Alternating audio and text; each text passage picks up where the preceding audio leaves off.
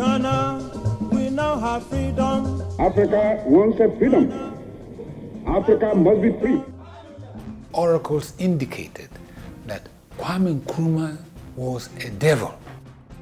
Mr. President, there is a coup. I've never seen such an explosion of joy.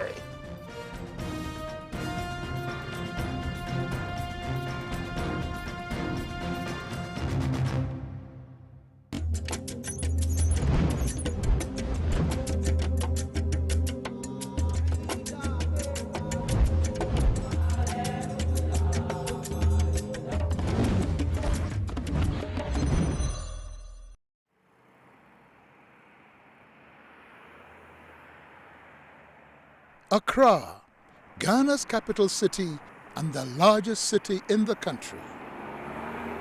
The word Accra is believed to originate from the Akan word Nkran, meaning ants. It is no wonder that you will see men and women hustling and bustling under the blazing sun to earn a penny or two. In these very streets walked a great man, a man who led Ghana's liberation struggle. His name, Kwame Nkrumah.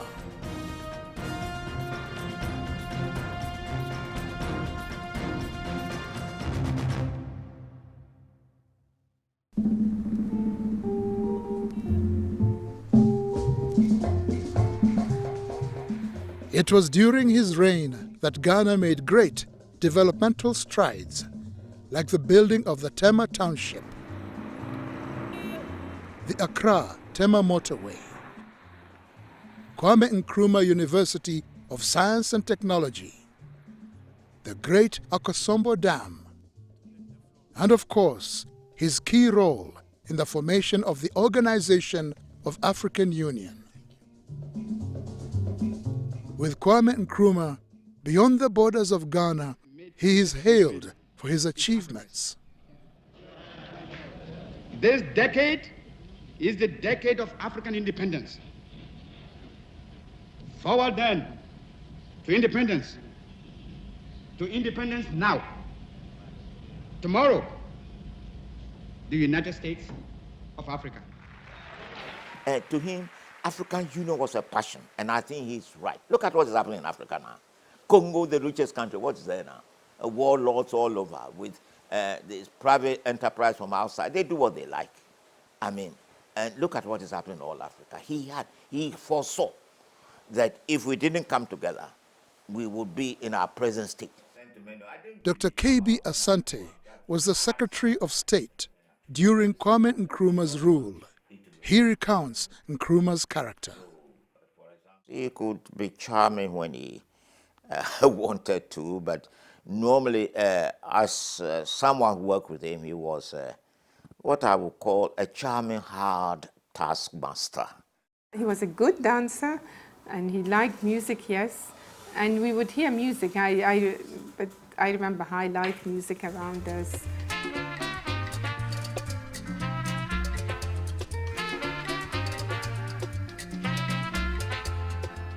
His smile was infectious. Perhaps you didn't hear what I said.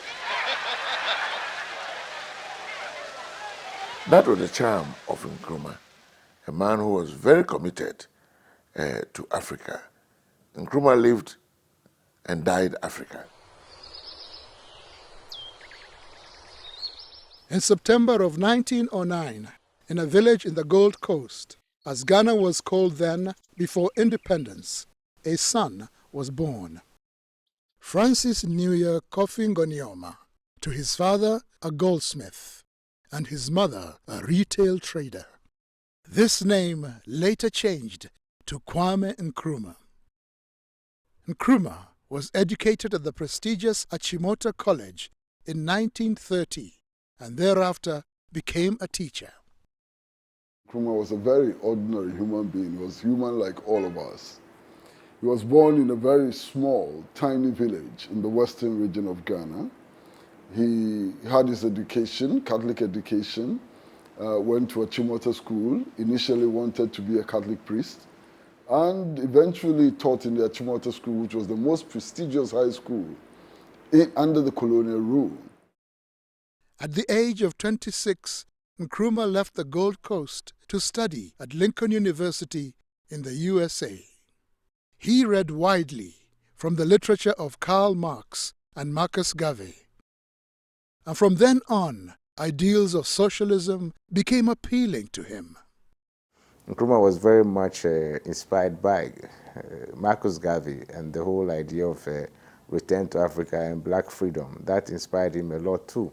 So he knew about all those things. That would have fueled his ideas for a kind of Pan-African consciousness and the need to rally a wide range of people in pursuit of what he wanted. In the United States of America, he came across, writings of George Padmore and co, who were in the Pan-African movement, W.E. Du Bois and all. And eventually in 1945, he linked up with them in Manchester, United Kingdom, where they organized the 5th Pan-African Congress. And they decided to accelerate the struggle for liberation of Africa. As men of thought and action, they exerted great influence on the young Nkrumah. His ideas for the unity of all Africans later came to be known as Pan-Africanism. In his book, I Speak of Freedom, Nkrumah wrote, "Divided we are weak. United, Africa could become one of the greatest forces for good in the world." After 12 years of being away from the colony, Nkrumah was invited to become the Secretary General of the first ever political party in the Gold Coast, the UGCC. Nkrumah and the founding members of the party were later known as the Big Six. 1948 was the year that saw the Gold Coast go through perennial unrest that resulted to boycotts and mass action. Goods that were brought in by Asian, Lebanese, and European traders were too expensive for the locals to afford. There was a boycott of British goods because people felt that the Association of West African Merchants, which included all the British and expatriate firms, had raised prices far beyond the capacity of Ghanaians. The colonial government blamed the leaders of the UGCC for stirring up trouble, and this led to the arrest of Dr. Nkrumah and the UGCC party members. They were imprisoned in James Fort and were charged with instigation, looting, and rioting. The imprisonment did not deter Nkrumah from his continued opposition against British rule. His arrest did not in any way dampen enthusiasm within the party that he had founded, largely because some of the activists remained outside the prison wall. 1951 was the year that saw the Gold Coasters voting for self-rule. By this time, Kwame Nkrumah had split from the UGCC to form his party, CPP. In 1951, the party that he formed out of the United Gold Coast Convention, which was the Convention People's Party, won a landslide victory in the general elections, and he became the leader of government business, or more or less the Prime Minister of the Gold Coast at the time. In the struggle of CPP, there is victory for us. CPP had a big following. The youth particularly believed in Kwame Nkrumah and his ideologies, and actively campaigned for his release.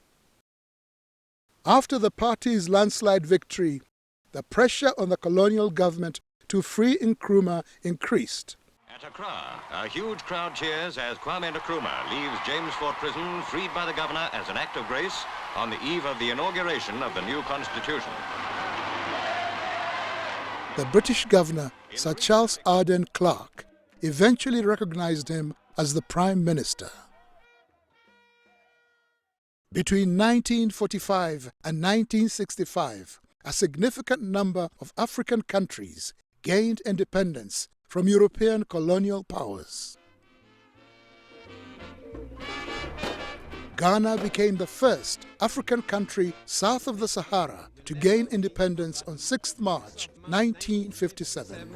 When the Gold Coast successfully get your independence officially, Ghana is the name. Ghana, we wish to proclaim. We will be. That we are going to see that we create our own African personality and identity. We dedicate ourselves not only in the struggle to emancipate all the territories in Africa. Our independence is meaningless unless it is linked up with total reflection of the African continent. Jerry Rawlings, a former head of state, remembers the mood of the time. We were playing football, and I could hear the siren, and everybody sort of stopped wherever they were, listening to the siren. But of course, I mean, not me. I was chasing after the ball, and I found I was the only one chasing after the ball while everybody was listening to the siren when I ran into a barbed wire. And that's the scar I have here, on that day.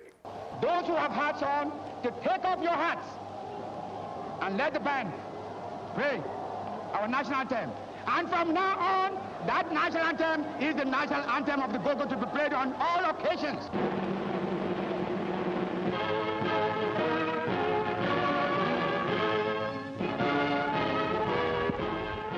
The mood was electrified.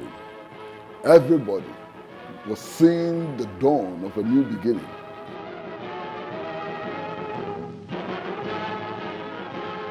This was the day on which he said that the African was capable of governing himself. And he said that we as Africans should be allowed to make our own mistakes. That was an incredible day.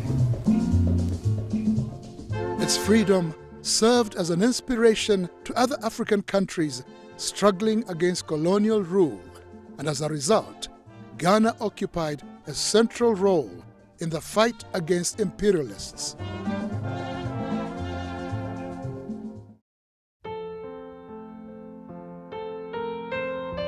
On 31st December 1957, while in office as Prime Minister, Kwame Nkrumah quit the Bachelors Club. Fatia Ritz and Kwame Nkrumah became husband and wife a few hours after she landed in Accra from Egypt.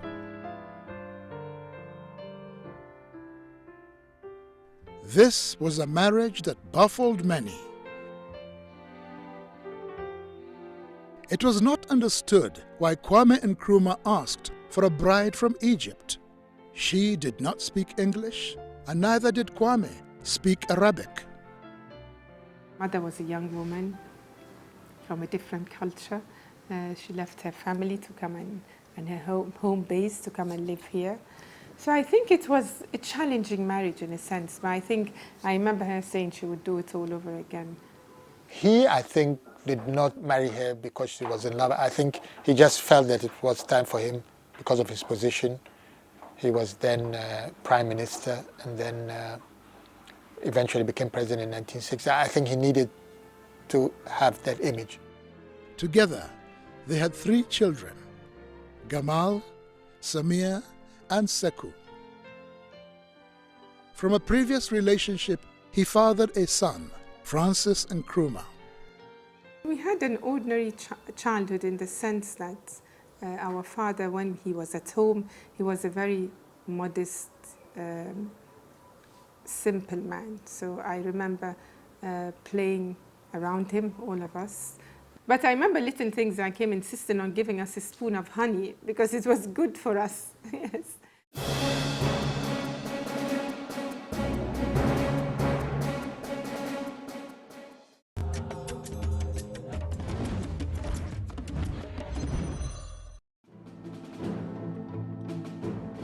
It wasn't long before that Kwame Nkrumah's regime started going through the mill. By declaring Ghana a one-party state, he was perceived as a dictator. So with a one-party system, everything became all Nkrumah, and that was wrong. But you see, that again is a total misunderstanding of African history.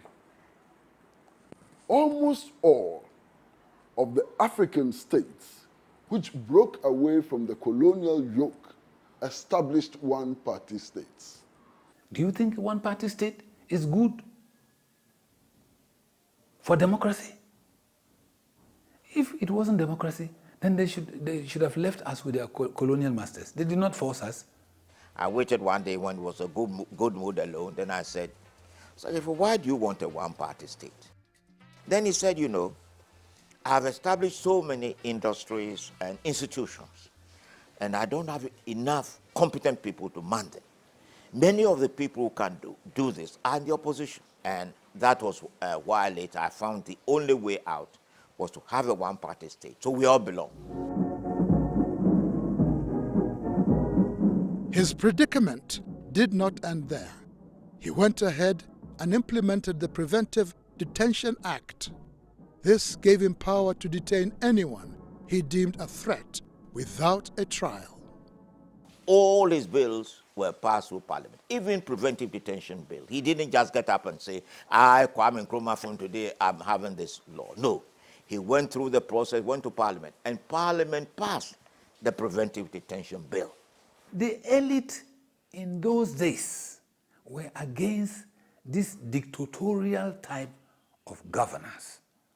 And so the opposition to Kwame Nkrumah increased. How can the person who led us to struggle for the right to elect our own leaders become a dictator? The person who led us in struggle to assert our rights as human beings become a dictator. Strange logic, strange definitions. It was his own people, his own government that gave him away because he was becoming a nuisance. As Nkrumah walked in the gardens of Flagstaff House, which served as his residence, he was the target of a failed assassination attempt. One day he was walking from his office, from his house to his office, and a policeman opened fire on him. What was it to do with that policeman? Give him a bouquet of flowers and kiss him on the cheeks for attempting to assassinate him? I don't understand these noises about dictatorship.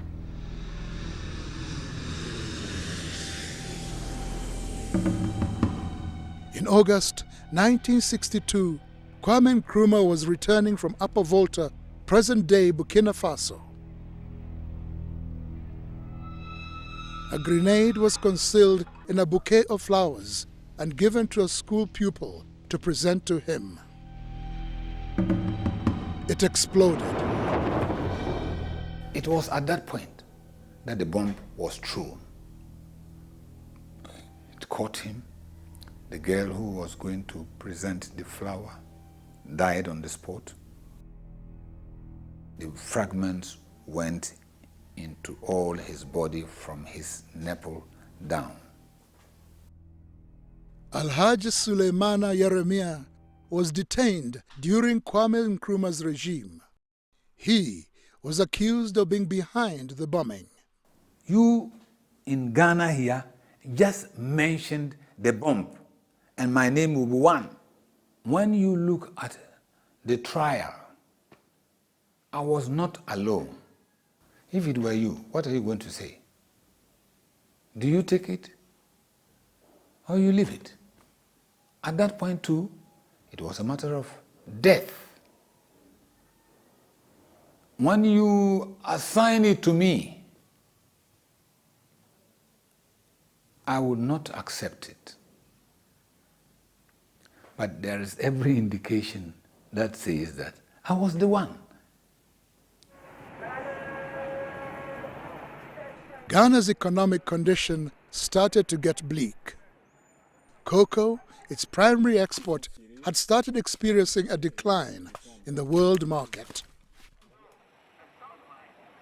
Unemployment was on the rise.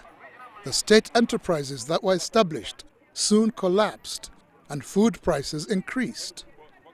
At one time, we had the highest per capita income in Africa. Ghana, for the first time, was rationing soup. milk, and other things that we were buying at the Accra Sports Stadium. That was not befitting of Ghana. Meanwhile, Nkrumah funded Guinea with £10 million from Ghana's coffers, making this the worst economic blunder of that time. Guinea had to be told that they have support. And all Africa should know that we are together, that we should help each other. So to me, it wasn't the amount of money, a symbolic gesture of great import. His efforts to rescue Guinea did not in any way repair his already damaged reputation with the people of Ghana. And what that meant was even the most trusted friend in his government could end up being a threat. We cannot, under any circumstances, allow imperialists and new colonialists to interlock with traitors in our midst to deflect us from the path of duty and progress. On the 21st of February 1966, President Kwame Nkrumah flew out of Accra on a plane bound for Hanoi, Vietnam. Ironically, he had gone on a peace mission, but in his own backyard, it was all but peaceful. 3 days later, on the morning of 24th February 1966, the self-proclaimed president for life, Osagyefo Kwame Nkrumah, was ousted in a military coup. The overthrow of Dr. Kwame Nkrumah. I'd never seen such an explosion of joy. We were in prison when we heard that Kwame Nkrumah was overthrown. Come and see in the prison. People were weeping because of joy. The prison was full. As for people who died there, you cannot count them. But they were weeping when they heard Kwame Nkrumah was overthrown. Oh, we remember the whole day, the whole event. As I said, I was a little over 5, so mercifully, our father was not in town. He was out of the country. And we woke up at the sound of gunshots. Because of my age, I wasn't aware of what was going on. But she said I was then asking the soldiers who used to guard the presidential palace, that's Flagstaff House, why they were not saluting me on that morning. Because I was not aware of what was going on, that they were overthrowing Nkrumah. I remember Mother, the first thing she did, 2 things she did, in fact. One, she told us to pray. And we prayed. Remember, we knelt down and praying. When we finished, she said, okay, now even if they fire at you, nothing will happen to you. Ghana is passing through a revolutionary period. The Americans did not like Nkrumah because of the regime he was trying to implant in Ghana, which may encourage other African states to do the same, and also because of the help he was giving to African countries to be that independent. I used to hear KB Asante talk about the CIA. Of course, it was not like the CIA just came and jumped in. No. So it didn't matter where the support came from. From the CPP, they were prepared to grab it. In Ghana, we have a proverb or a saying that when the bird stays too long on the tree, it invites a stone. He went into exile in Guinea, where his friend and liberation comrade, Sékou Touré, gave him refuge and made him co-president.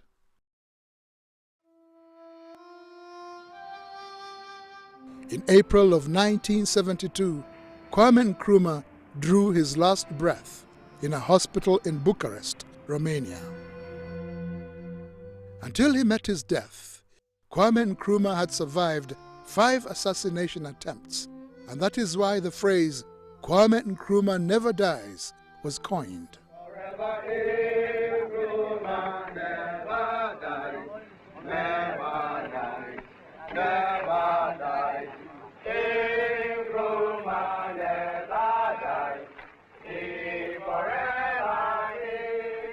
Earlier in the day, we were told that our father would be coming home. Yes, and of course we were excited. And we all dressed in our finest clothes. Yes, and you're right, yes, I remember our mother looking particularly good in her chiffon dress. And by the end of the day, an envoy came with this unbelievable news that our father had passed on.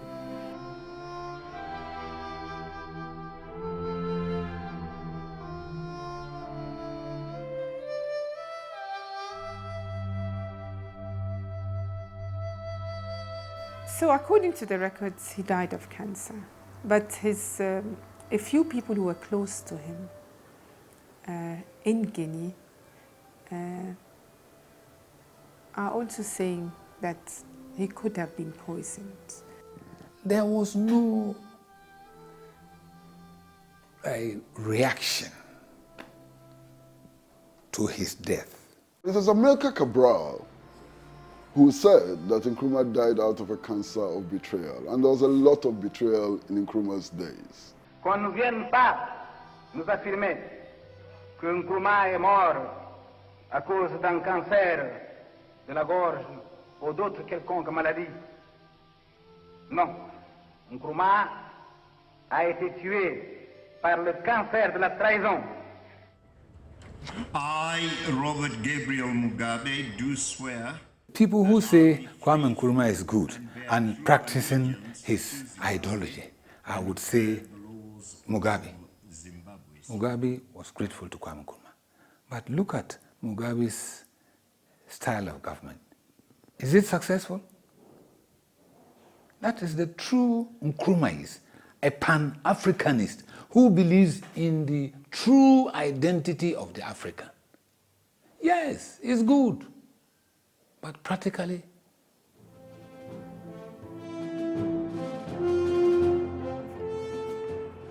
Kwame Nkrumah went down the books of history as the firebrand in Africa's liberation struggle.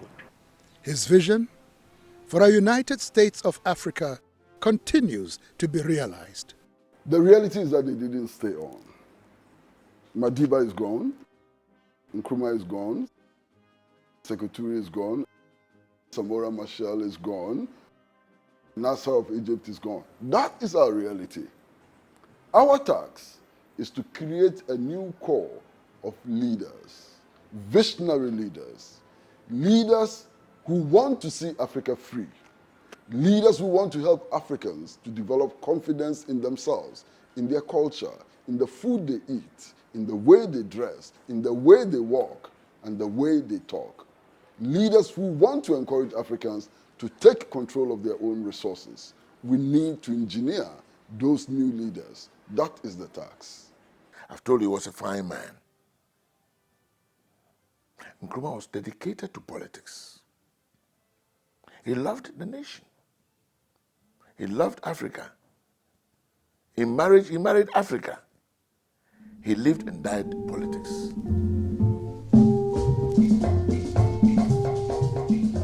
The Africa we have today is the legacy he left behind, and a constant reminder that indeed Kwame Nkrumah never dies.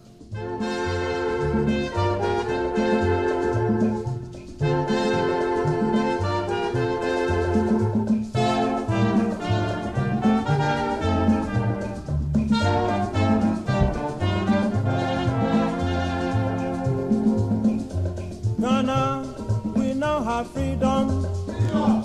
Ghana, land of freedom. Toils of the brave and the sweat of their labors. Toils of the brave which have brought results.